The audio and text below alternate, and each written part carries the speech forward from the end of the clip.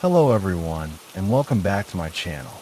I'd love it if you could leave a comment letting me know where you're listening from around the world. Also, don't forget to like and subscribe if you're enjoying this video. Story 1. I've seen a lot of weird things in my life, but nothing haunts me more than what happened during my time working the front desk at that steakhouse in Charleston. I won't name the place.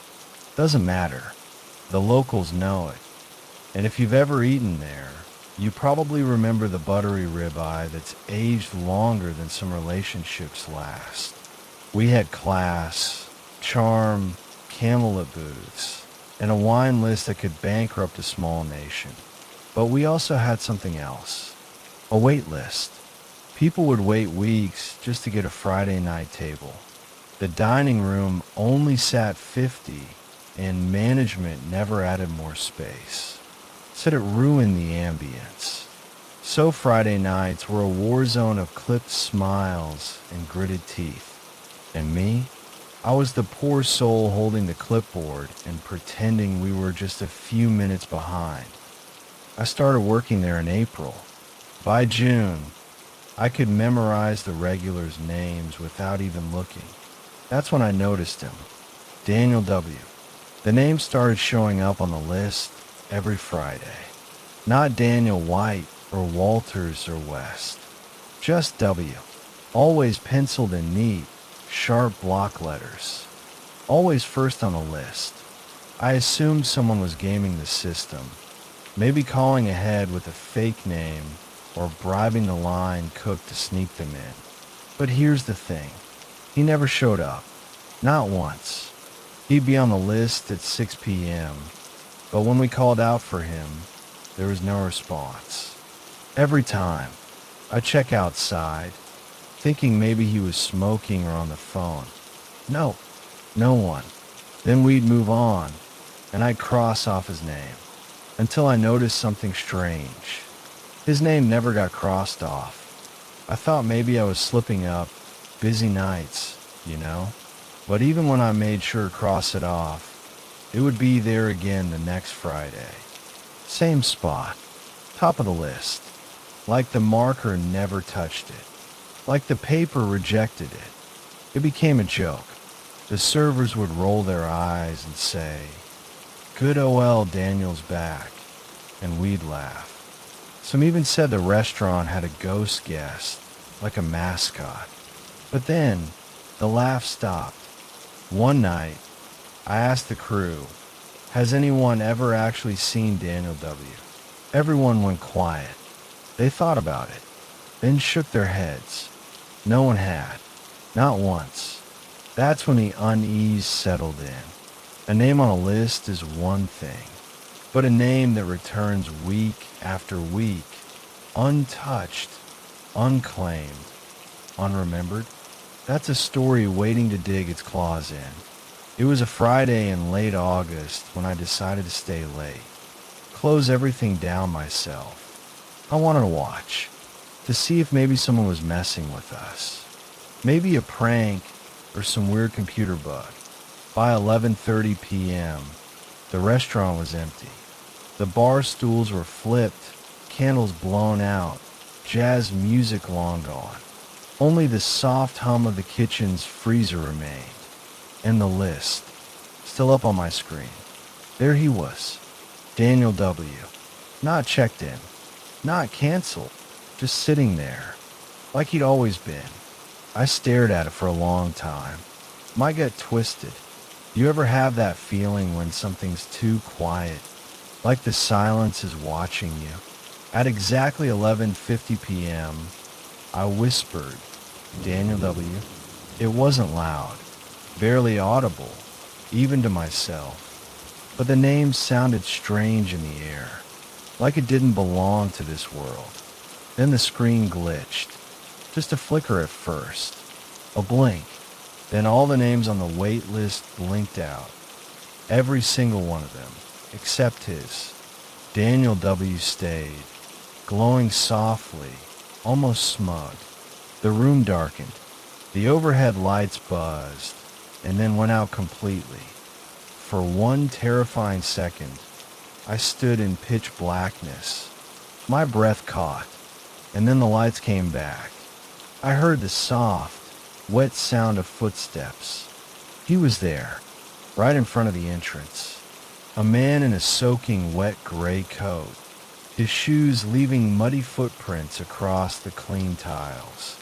He didn't blink, didn't look at me, just stared ahead with glass eyes, skin so pale it almost reflected the dim emergency lights above us.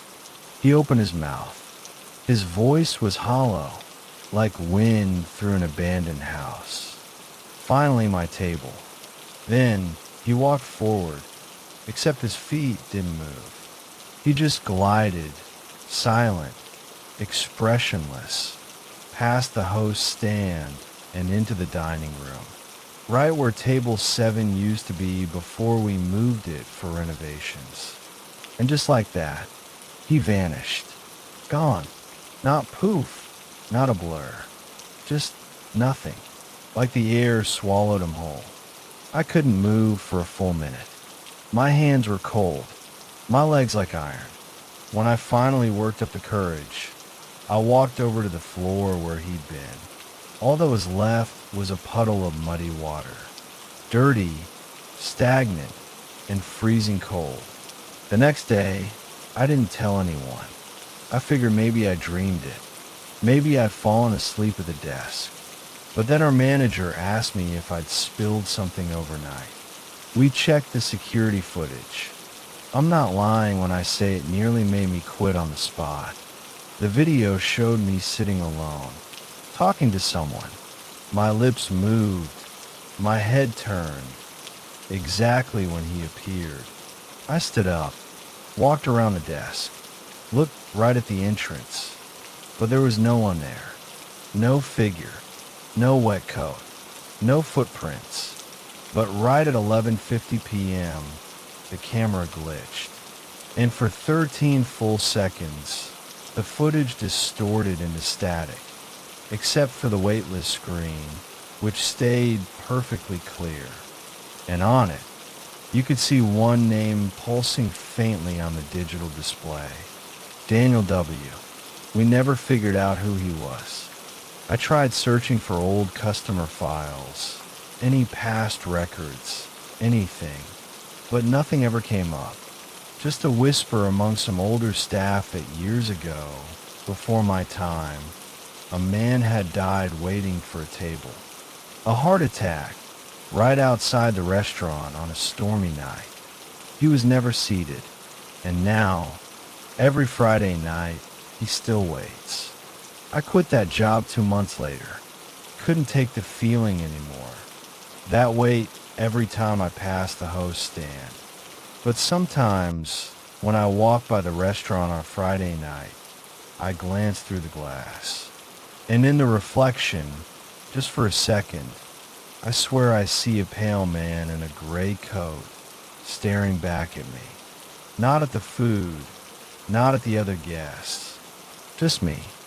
Story 2. I used to work nights at this family-run Italian joint just outside Detroit.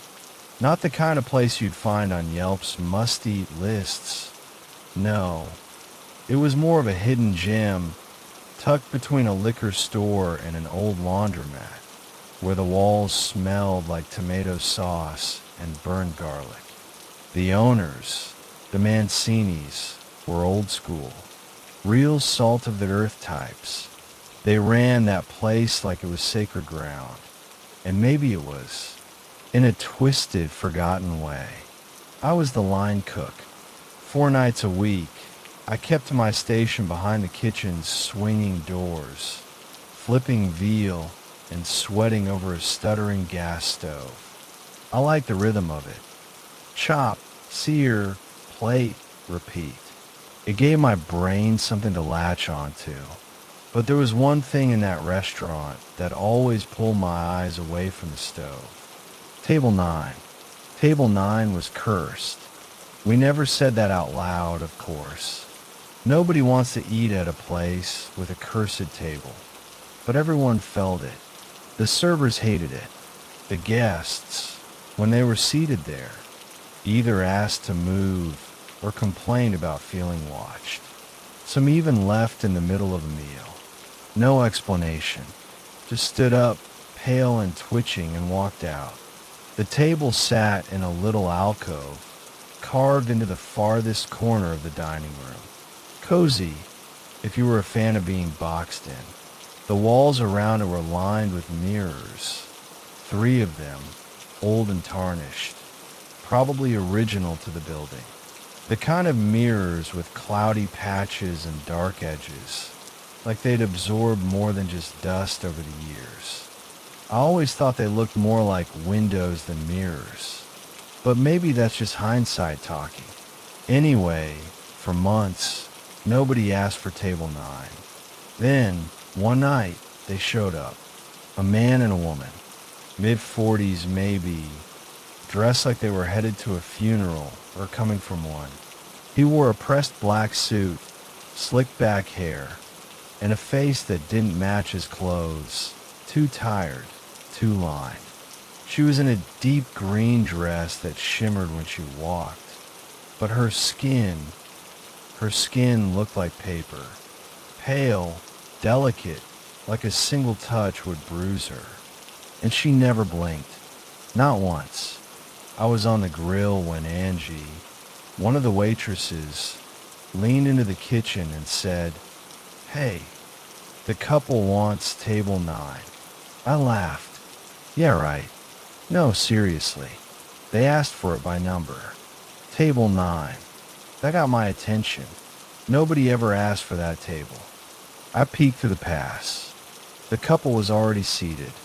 The man sat with his back to the dining room, his body relaxed. The woman faced the mirrors. Her hands were folded neatly in her lap, and her eyes were locked on her own reflection. No menu in front of her, just staring, like she was waiting for something to blink back. The man did all the talking, ordered pasta primavera for her, osso buco for himself, glass of red wine each. He smiled the whole time, cold, thin-lipped, like he was trying to remember what smiling felt like. Angie came back to the kitchen shaking. "They're creepy," she whispered. "That woman hasn't moved since she sat down." Dinner service dragged on. I tried to focus on the orders coming in, but I kept glancing toward the couple. At some point, maybe 45 minutes in, I looked up and the man was gone. Just gone. No coat. No empty wine glass. No one saw him leave. The woman, though, she was still there. Still staring. Still unmoving. She hadn't touched her food. Not a bite. It sat there steaming, untouched. Angie went out to ask if she was okay. I watched from the kitchen, breath held. But when Angie got to the table, she froze. The woman was gone. No footsteps. No door chime. Nothing. But here's where it gets weird. The mirror, one of the 3, the biggest one, still showed her sitting there. I swear on my mother's life, her reflection was still there. She sat calmly in the glass, hands folded, that same blank expression. Only she blinked, in the mirror, but there was no one in the chair. I rushed out, half expecting to see some kind of prank. Nothing. Empty chair, full plate, and that reflection just sitting there like it didn't know she was supposed to be gone. Angie screamed. We pulled the manager over, and of course by the time he came, the reflection was gone too. He told us we were overtired, said the steam from the food must have created a trick of the eye. But I know what I saw. The next night, I stayed away from the dining room, too shaken. But around closing time, I snuck a glance at table 9. Empty, of course. Lights off in that corner. But the mirror, it caught the glow from the exit sign just right. And I saw her again, sitting, watching, only in the glass. And this time, She was smiling. I couldn't breathe. I blinked. Gone. I told the others. Some believed me, some didn't. But no one wanted to go near that table after dark. 2 nights later, a guy came in alone. Looked like a regular businessman. Tie loosened, laptop bag over his shoulder. Said he didn't care where he sat. Host put him at table 9, despite our protests. Halfway through his lasagna, the guy screamed. Loud, knocking over his chair, breathing like someone was sitting on his chest. He kept pointing at the mirror. Said the woman, mouthed his name. Said she knew him. Said she smiled and beckoned him closer. We had to call paramedics. The guy was shaking so bad. He bit through his own tongue. After that, they stopped seating table 9. The mirrors are still there, though. The Mancini's never took them down. Said they're antiques. Part of the place's charm. But I see how they look at that corner now. Like something might look back. I quit 2 weeks later. Couldn't take it. Couldn't sleep. Every time I closed my eyes, I saw her face, faint and flickering, behind glass. Sometimes closer than the mirror, like right behind me. Now and then, when I walk by that block, I see the restaurant lights glowing soft through the windows. People eating, talking, laughing, but no one ever sits at table 9. And yet, sometimes I swear I see a woman in a green dress sitting there alone, only in the reflection. Story 3. I remember that year like a stain that won't come out, no matter how many times you wash it. 2019, winter, Albuquerque. I just lost my job at a distribution warehouse. Cutbacks, they said, but I think the foreman just didn't like the way I looked at him. That's how it goes sometimes. So when I saw a night shift dishwashing job posted at a rundown 24/7 diner on the corner of Central and Wyoming, I took it. No questions. I was desperate. Rent doesn't care about pride. The place was called Frank's All Night Eats, a name that didn't inspire much confidence, and the flickering red neon sign above the entrance looked like it might short-circuit any second. But they paid in cash, gave me free coffee, and let me smoke behind the dumpster during my breaks. It wasn't glamorous, but it was a job. The night crew was small. It was just me, Sandra the night manager, and John, the line cook who always wore headphones and smelled faintly of grease and weed. But John only worked Mondays, Tuesdays, Thursdays, and Fridays. Wednesdays were skeleton crew. Just Sandra and me. No cook, no noise. Just the sound of clinking dishes, the gurgle of the coffee maker, and the occasional drunk customer trying to barter a cigarette for pancakes. Except that night. That Wednesday night. It was about 3 a.m. I remember because I had just stepped outside for a smoke, the night wind biting through my hoodie, and when I came back in, I heard it. Clang. The sound of pots being banged around in the kitchen. At first, I figured maybe Sandra had brought in someone to help. Sometimes she'd call in a favor from her cousin, who cooked at a barbecue joint across town. But I hadn't seen anyone come in. The bell over the door never rang. Still, the noise was unmistakable.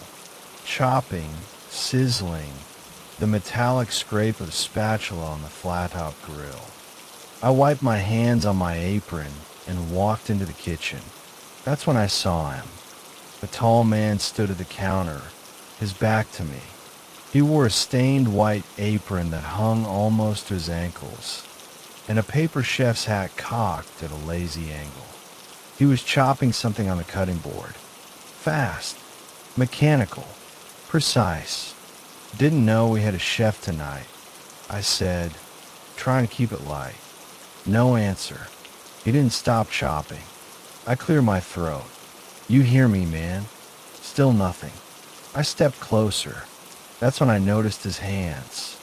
Something was wrong with them. His fingers were too long, thin and jointed like spider legs. They bent in odd angles, like they weren't connected to real bone. They moved too fluidly, like tendrils in water. And the smell, burnt meat, but not the kind that makes your mouth water. It was wrong, charred and sweet, almost chemical, like something that had died a long time ago and was just now being cooked. I opened my mouth to ask again, but all that came out was, hello. He stopped chopping. Then he turned, but he didn't turn his body, just his head, slowly, like it was on a rusty swivel. His neck cracked loud, pop, pop, pop, like firecrackers going off one by one. His eyes were milky white, no pupils, no emotion. His mouth stretched into a grin, teeth blackened, some chipped. I swear I saw something moving between his teeth, tiny things wriggling like worms.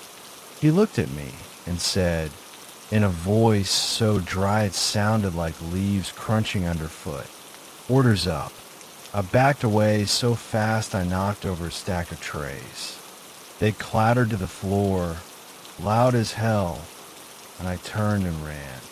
I didn't stop until I reached Sandra, who was restocking napkins behind the counter. "Who's in the kitchen?" I gasped. She blinked. "What?" "There's someone in there. Cooking." She looked confused, then annoyed, then slightly scared. "There's not supposed to be anyone back there," she said. We both went back. The kitchen was empty. No chef, no pot banging, no sizzling, just a faint smell of burnt meat. And on the counter, a single plate. I swear to God, it had something on it. Looked like ribs, but the bones were too small. Not animal, not quite human either. The meat was blackened, almost crusted over, like it had been cooked in hellfire. Sandra told me to go home, said I was probably just tired, maybe hallucinating. I didn't argue, but the next day, she called me in early, said we needed to talk. She'd reviewed the security footage. Her hand shook when she showed it to me. No sound, just grainy black and white video, but clear as day. You could see me walk into the kitchen, and him standing there, back turned, chopping. Then he stops, turns his head, looks directly into the security camera, and smiles. He holds that smile for exactly 13 seconds. Then static, just white noise until the next frame. Sandra deleted the video. She wouldn't tell the owner, said no one would believe it anyway. We kept working there for another couple weeks. Then one Wednesday, I came in and found Sandra gone. No call, no message, just gone. I quit that night, but I still drive by Frank's All Night Eat sometimes. And sometimes if I roll down my window, right around 3:13 a.m., I swear I can smell it. That same burnt, chemical meat smell. I don't look too long, and I never, ever go back inside, because I know he's still there, chopping, waiting, and maybe next time, he'll call my order.